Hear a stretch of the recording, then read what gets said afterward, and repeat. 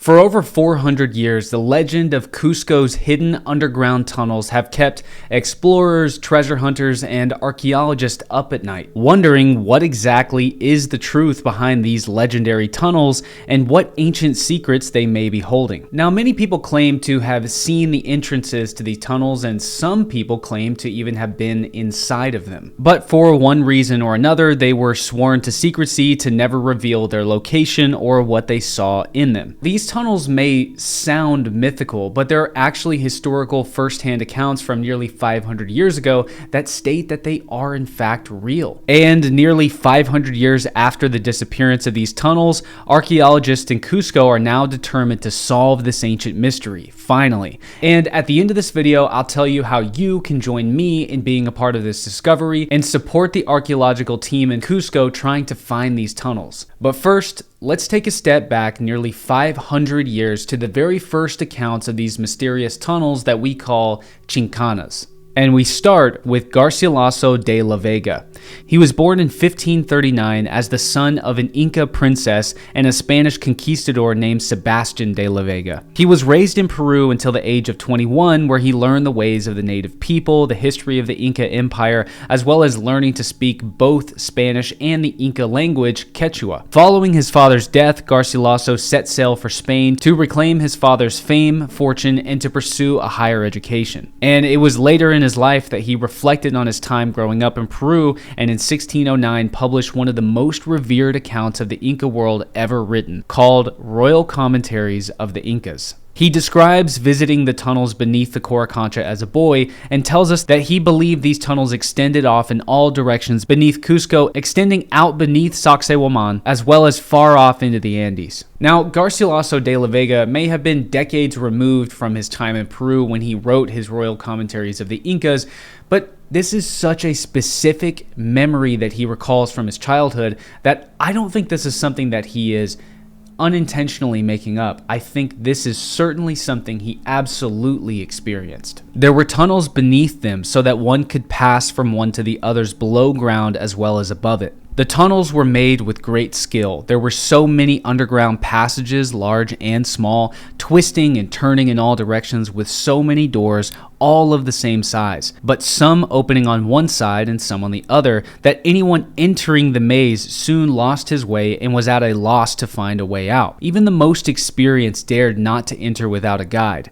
When I was a boy, I often went up to the fortress with others of my own age, and though the stonework part of the building was already ruined, I mean the part that was above ground and even a good deal part below the surface, we never dared enter certain parts of remaining vaults except as far as light of the sun penetrated, lest we should get lost inside, which was the fear the Indians taught us. So as you can see, this is something that is much more than just mythical. These are real visceral memories that Garcilaso de la Vega is calling upon, and things that he actually experienced. I mean, he's telling us step by step things that he experienced as a young boy, wanting to explore these tunnels or being interested in them, and then being told by the Indians to not go so far that the light of the sun can't guide you any longer because you'll get lost in them forever.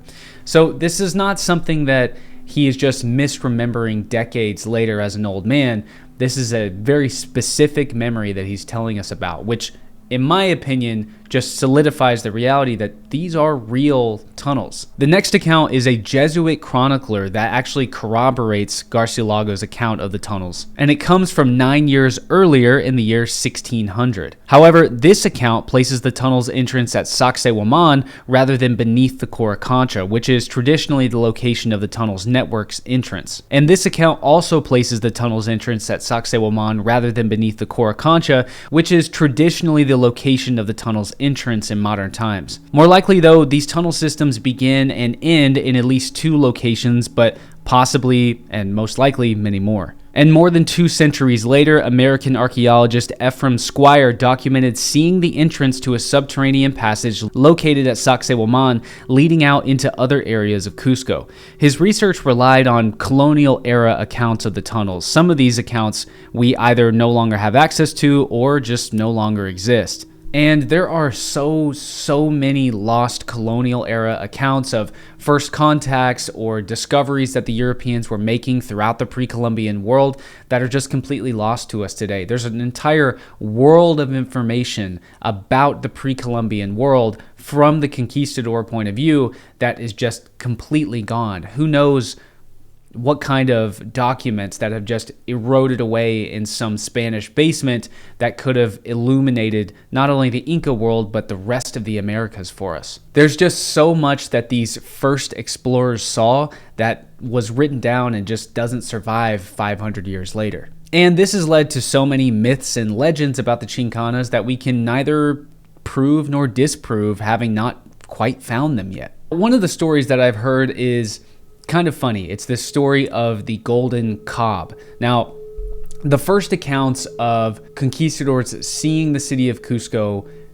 it was absolutely amazing. And there was even a place that has been named in post-colonial times called the Garden of the Gods, or the Golden Garden, that existed in Cusco, where every bush and animal and flower and insect and tree was made entirely out of gold. And even the roofs of the Inca households in Cusco and the temple houses were lined with gold as well.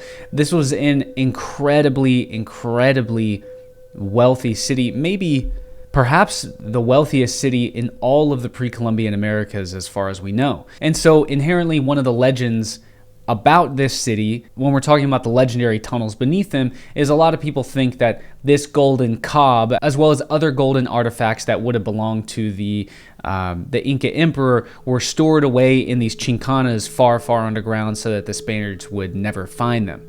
Well, I don't know the veracity of something like that. I don't know how true that is. I do know that pre-Columbian Americans did not necessarily view gold as imbued with the same kind of wealth necessarily that the conquistadors did. The Aztecs, when they saw how much the Spanish essentially lusted after the gold and that they would kill for it and that their eyes widened and they became like ravaged dogs for the gold, they were kind of taken aback by this, because their use of gold tells us that they know that gold had valuable properties and that it was malleable and that it was essentially eternal, it would last forever, that you could never damage it, that there was something divine about gold. I think that pre-Columbian Americans gave gold a spiritual, esoteric, religious significance and not necessarily the significance of wealth. So I don't know that the Inca emperor's initial instinct would have been to hide these gold artifacts from the Spaniards. I just don't know. Now, here's one that I have spoken with Peruvian archaeologists about, and I can never quite get a firm grasp as to what actually happened. But these stories seem to go from the mid to late 1800s all the way to the mid 1900s of explorers and treasure hunters going down inside the Chincanas and becoming lost and never being seen again, never being able to be found, and somehow this prompted the Peruvian government to essentially dynamite the tunnels and blow up the entrances so that no one would ever become lost in them again. But I just don't know if the Peruvian government would actually do such a thing. And that's kind of the hard part about the pre-Columbian world, is that it is filled with a lot of myths and a lot of legends, and things essentially get perpetuated so quickly, and it's really hard to find out what exactly happened. We're really on the pre-Columbian archaeology in some ways is sort of like the Wild West, and we're just now kind of getting the reins of pre-Columbian archaeology and understanding really what's going on. Then in the 1940s, there was supposedly a Dominican friar and church bell ringer who discovered the entrance of the Chincana beneath the Spanish church that was built over the Coricancha, which the Coricancha was the central temple dedicated to the sun in the middle of the ancient city of Cusco. And according to the Dominican friar, this chamber, as a part of the Chincanas beneath the Coricancha, was said to have been filled entirely full of gold and Inca artifacts. But they had to swear to secrecy, so none of the treasure was removed and the entrance was never revealed. There is also another count from the 1980s of a man being led into the tunnel system by a priest working at the Coricancha, and he too was sworn to secrecy, and the entrance location was again never revealed. So again, there's legends, there's myths, there's people who say they've seen them, they've seen the entrance, they've gone inside the entrance, they've seen the tunnels, they've seen artifacts inside the tunnels, but yet no photo has been officially produced and no exact location of the tunnels has ever been given thus far. For centuries, people have speculated and spread rumors about the location of the Chincanas, but it wasn't until November 2024 that ground-penetrating radar surveys officially detected a void beneath Sacsayhuaman, and in 2025, excavations have begun under the direction of Peruvian archaeologist Jorge Calero Flores, who I've actually had the pleasure of meeting and performing an Inca sunrise ceremony with last year, and just last month, I was fortunate enough to be able to visit the excavation and was even allowed to enter another void that was recently found inside Sacsayhuaman's fortress as well. The further they excavate, the GPR continues to detect a cavity below the excavation site, and it could be just another few weeks or months before they finally broken into the lost tunnel system. Jorge's team has also expanded their search from Sacsayhuaman down into Cusco, just across the street from the Coricancha, and I was shown this location where Peruvian archaeologists believe they may be able to access the tunnels branching out from beneath the temple. So what actually were the Chincanas? I have seen so many theories about this, but what is actually realistic? It's commonly said that the archaeological site of Sacsayhuaman is actually a fortress. You look at it and it sort of looks like that. It's on the edge of this hillside and it has these huge walls all the way around it with only a single entrance at the very front. It looks like something that could be a military fortress. And it's commonly theorized, or people have been saying for centuries, including Garcilaso de la Vega, that the tunnels branch out from Sacsayhuaman down into Cusco, potentially into the Coricancha and other parts of the city that have been just covered up in the modern day. But one of the ideas that's commonly proposed is that, say during an invasion, now we're talking about the pre-Columbian era, so long before the conquistadors are there, say if ancient Cusco were invaded by an enemy tribe or civilization, the emperor would have an escape route from inside the city of Cusco up into the fortress of Sacsayhuaman, or perhaps vice versa. But I don't know. I don't know exactly how realistic this is. The Inca certainly were very adept at warfare, but that kind of war where the Inca are being invaded in their own city wasn't something that necessarily happened or that we have proof of. More so, how the Inca expanded their empire or how they engaged in warfare was, well, trying to avoid war at all costs. So essentially what they would do is in the Sacred Valley, they have these farms that would grow from the ground all the way up the mountainside, well into the sky, from one horizon all the way to the other. And they were able to produce enough food to feed millions and millions and millions of people just from this one Sacred Valley alone, which Cusco, lucky enough for the Inca, had entire control of. And so what they would do is they would go to a culture or civilization that was seasonally starving, and maybe they were getting attacked by people on their borders, and essentially the Inca would tell them, hey, we see that you guys need protection. We see that you guys need food. So I'm going to offer you something. I'm going to allow you to remain king of your city. I'm going to build you a house or a palace in my capital city of Cusco. I'm going to be your emperor. You're going to serve me, and I'm going to allow you to remain king of your domain.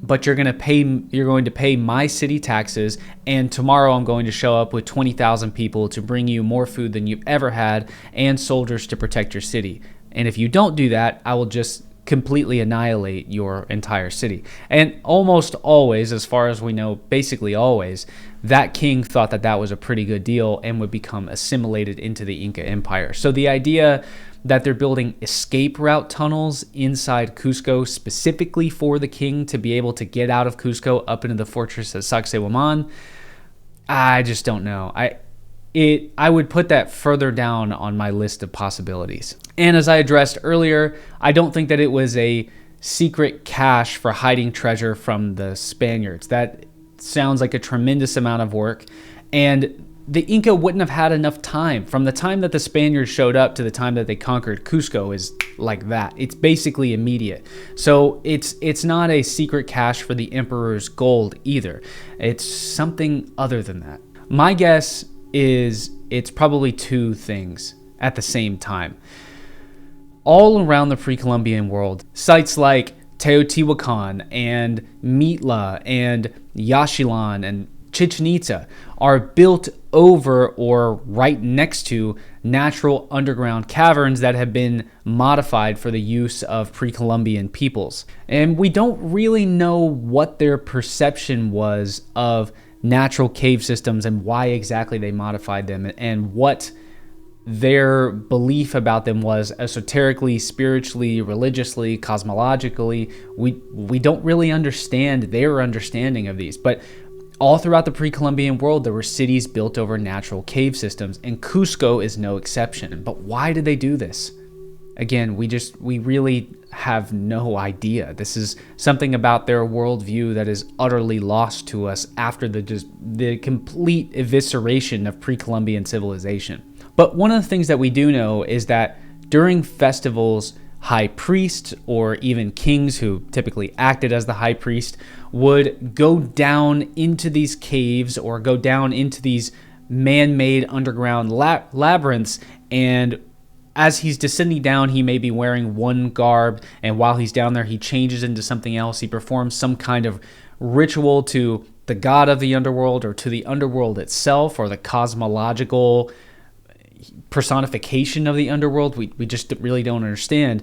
And he would emerge from the other end surrounded by the people in his civilization as a part of this festival of some kind. And what the intricacies are there, we just don't know.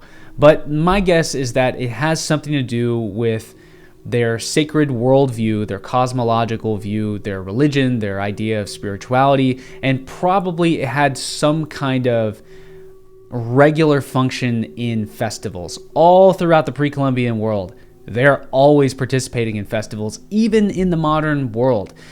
Every single night when I was in Cusco, and in fact, almost every Latin city that I go to, there is a native festival of some kind, usually a modern version of a native festival that is being performed in the town square. And it's basically every single night. So you can just imagine the party was constantly going in the pre-Columbian world. And I just think it's pretty likely that these Chincanas were used in some way, somehow for festival activities, as well as, who knows, maybe a dozen other things. What's happening in Peru right now really could result in one of the greatest discoveries ever made in the Western Hemisphere. And you can join me in being a part of this discovery. I've partnered with Jorge Flores' team in Cusco on this video to share the story of the legendary Chincanas, and you can help the campaign by donating to Jorge's team, which is linked here on the screen or linked in the description in the comment section below. Your donations help provide the team with all of the equipment and the budget that they need to discover these legendary tunnels.